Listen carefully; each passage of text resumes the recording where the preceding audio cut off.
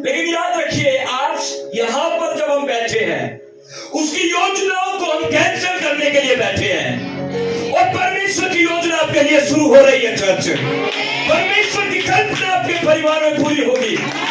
सिर्फ ये कलीसिया ही नहीं बढ़ेगा, सिर्फ पास्टर जोसेफ नहीं बढ़ेगा, पास्टर अश्वनी नहीं बढ़ेगा, पास्टर भारत ही नहीं बढ़ेगा, लेकिन यहाँ पर जितने आप इंडिविजुअल बैठे हैं, आप सब एक बड़ी बढ़ोतरी को 2026 में आते हुए देखोगे यीशु मसीह के नाम में। आमीन, जोर से कहे। एक व्यक्ति है जिसने सबसे ज्यादा धन्यवाद किया है और उसका नाम है दाऊद। मैं दाऊद को जब देखता हूं, उससे ज्यादा पागल, उससे ज्यादा दीवाना मैंने नहीं देखा। एक छोटा सा लड़का, एक भेड़ चराने वाला लड़का जो भेड़ों के पीछे पीछे घूमता था, उसने कभी जीवन में नहीं सोचा होगा कि वो इस्राएल का सबसे शक्तिशाली व्यक्ति बनेगा। कभी नहीं सोचा उसने जीवन में। लेकिन क्यों? क्योंकि वो एक धन्यवाद का हृदय वाला व्यक्ति था, क्योंकि वो धन्यवाद से भरपूर व्यक्ति था। उसको चाहे मिले या ना मिले, उसको चाहे आशीष मिले या ना मिले, उसको चाहे कामयाबी मिले या ना मिले, लेकिन वो हमेशा एक ही बात कहता था, धन्यवाद प्रभु।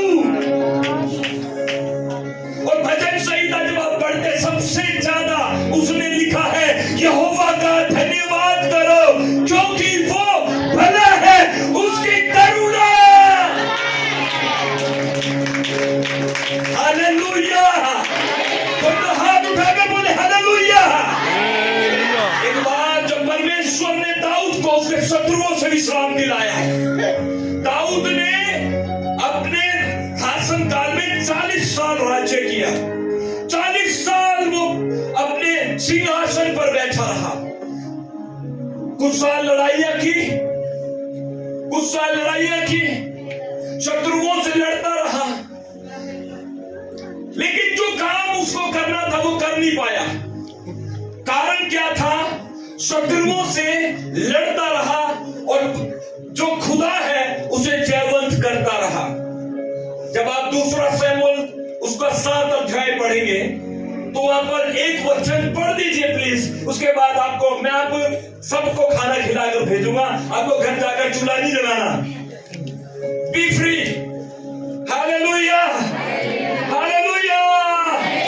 मैं आपको एक प्यारी सी बात बताऊंगा। बहुत अच्छे लोगों ने, प्रभु के दासों ने बड़ी प्यारी बातें बताई। आखिरी बात क्योंकि मेरे मन में आ रही है और मैं रोक नहीं पा रहा हूं। मैं बार बार प्रभु से कह रहा हूं, प्रभु जाने तो शाम हो गई, प्रभु जाने तो शाम हो गई। प्रभु कह रहा ना ना ना ना, अभी रुको। 5000 लोग भी ऐसे ही थे ना, 3 दिन से प्रभु के पीछे पीछे चल रहे थे। चेले कह रहे थे प्रभु इन्हें विदा कर दे, ये जाकर अपने लिए भोजन में बटोर लेंगे, लेकिन यीशु ने कहा ये नहीं जाएंगे, तुम इन्हें खाने को दो। तो तुम्हारा खाना प्रभु ने तैयार कर रखा है ना। आराम से सुनिएगा। आज परिवर्तन आप यहां से लेकर जाएंगे चर्च। मुझे नहीं पता आपकी हालत क्या है, मुझे नहीं पता आपको कौन सी वस्तु, कौन सी चीज, कौन सी बात आपको सताती है, रुलाती है, डराती है, लेकिन मैं कहना चाहता हूं प्रभु का दास होने के नाते उस शैतान की योजना कैंसिल हो चुकी है यीशु के नाम में। दाऊद के बारे में मैं देख रहा था थोड़ा सा और प्रभु मुझे कहने में लेकर जा रहा था। दूसरा शमूएल 7 उसका एक वचन जब बाइबल बताती है, परमेश्वर ने उसके शत्रुओं से जब उसे विश्राम दिया। कोई एक दूसरा शमूएल 7 का 1 और 2 वचन पढ़िएगा। जब राजा अपने भवन में रहता था, जब राजा, ये कौन है राजा? दाऊद। सब बोले दाऊद। कहां रहता था? अपने महल में, अपने महल में। जोर से बोले महल में, जोर से बोले महल में, जोर से बोले महल में। अरे परमेश्वर ने उसको राजा बना दिया। वारे वाह, राजा बना दिया। छोटा सा लड़का था, भेड़ चलाता था, भेड़ बकरियों की बदबू आने वाला व्यक्ति, प्रभु ने उसे राजा बना दिया और राजा बनाकर उसे महल में बिठाया। God put him into the temple, put him into the palace, palace में वो रहता था। जब वो महल में रहता था आगे बढ़ेंगे थोड़ा सा। और यहोवा ने उसको उसके चारों तरफ से सब शत्रुओं से विश्राम दिया। जितनी लड़ाइयाँ थी हो गई, जितनी लड़ाइयाँ थी, प्रभु ने उसको चारों तरफ के शत्रुओं से क्या दिया? जोर से बोले, जोर से बोले। किसी की बात बताऊं आपको, भजन संहिता 144 उसके 10 में क्या लिखा है? इतनी लड़ाई होने के बाद, भयानक भयानक लड़ाई होने के बाद, प्रभु ने शत्रु की एक भी तलवार उसके गर्दन तक नहीं पहुंचने दी। एक भी तलवार। गोलियत को जानते हो कितना भयानक था? फलस्तियों को जानते हो? शाऊल राजा जो उसका जान का दुश्मन था, कितनी बार भाला मारा, भाला दीवार को छेद कर पार हो गया, लेकिन दाऊद पर नहीं चला। भजन संहिता 144 में वो यही कहता है, उसका 9 और 10 पढ़ेंगे जब, तो वहीं यही कहता है। लेकिन मैं वहां नहीं जाऊंगा, आप मेरी बात को सुनिएगा ध्यान से। परमेश्वर ने उसके सारे शत्रुओं से उसे विश्राम दिया। और राजा दाऊद कहां रहता था? अपने महल में, अपने। अब तो बल्ले बल्ले हो गई, अब तो कोई शत्रु नहीं है, अब तो लाइफ सेटल हो गई थी, है ना? हम तो ऐसे ही सोचते हैं, रोटी कपड़ा मकान मिल जाए, मेरी लाइफ सेटल हो जाएगी, है ना? तो दाऊद की लाइफ सेटल हो चुकी थी, सेटल हो चुका था। जोर से बोले, सेटल हो चुका था। उस घनघोर परिस्थिति में दाऊद के मन में एक बात उमड़ी भाई। वो बात क्या थी? पढ़ेंगे प्लीज। वो बात थी, 2 वचन। तब राजा नतान नामक भविष्यद्वक्ता से कहने लगा, देख मैं तो देवदारों के बने हुए घर में रहता हूँ। जब पैलेस में रहता था, नतान नामक भविष्यद्वक्ता दाऊद के पास आया, और जब दाऊद और नतान बात कर रहे थे, दाऊद के मन में एक जलन आई। जलन आई। जलन क्या थी? सुनो। उसने नतान से, नबी से कहा, देख मैं तो देवदारू की लकड़ी से बने हुए एक आलीशान महल में रहता हूँ, परंतु परमेश्वर का संदूक कहाँ है? तंबू में रहता है।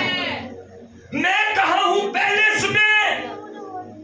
मेरे घर पैलेस बना हुआ है, देवदारू की लकड़ियों में रहता हूँ, आलीशान जगह में रहता हूँ। लेकिन एक बात दाऊद को खाई जा रही थी, एक बात दाऊद को अंदर से अंदर जगाई जा रही थी, और वो क्या था? परमेश्वर का संदूक तंबू में, जंगल में है, बिना छत के है, उजाड़ जगह में है, कोई सुंदरता दिखाई नहीं दे रही। प्रभु वहां है, और मैं चर्च सुन रहे मेरी बात को, चर्च सुने। इसलिए पास्टर संदीप बोलते हैं, इसको पता नहीं सोनी को क्या होता है, हमारे अंदर जलन होती है। जब कुछ चीज हम ज्यादा एक्सपेंसिव ले लेते हैं ना, हमें जलन होती है कि प्रभु की चीज इससे महंगी होनी चाहिए, प्रभु का धन्यवाद इससे बड़ा होना चाहिए। मैं शादी वाले लोगों से जरूर बोलता हूं ये बात, सुनो। अपने बेटा बेटी की शादी करते हो ना, मेरी बात सुनो, जलन है ये, सुनो। 10, 50, 5 रुपए का मान नहीं चाहिए प्रभु को। जब आप अपने दामाद का 500 का मान कर रहे हैं ना, जब आप अपनी बेटियों को 1000 का मान कर रहे हैं, आप खुदा को जब दे रहे हैं, ये 10-20 रुपए का मान मत करा करो हाथ जुड़वा के। हमारे अंदर जलन है, दाऊद के अंदर जलन थी। मैं यहाँ पर कैसे रह सकता हूँ, मैं कैसे सुकून से सो सकता हूँ, इस डबल बेड पे, डल्लब के गद्दे पे मैं सोऊंगा नहीं। जब तक उसने वहां पढ़ लिया, उसने पढ़ क्या लिया? मैं अपने पैलेस में गद्दे पर नहीं सोऊंगा जब तक मैं संदूक को मंदिर में ना रखवा दूं।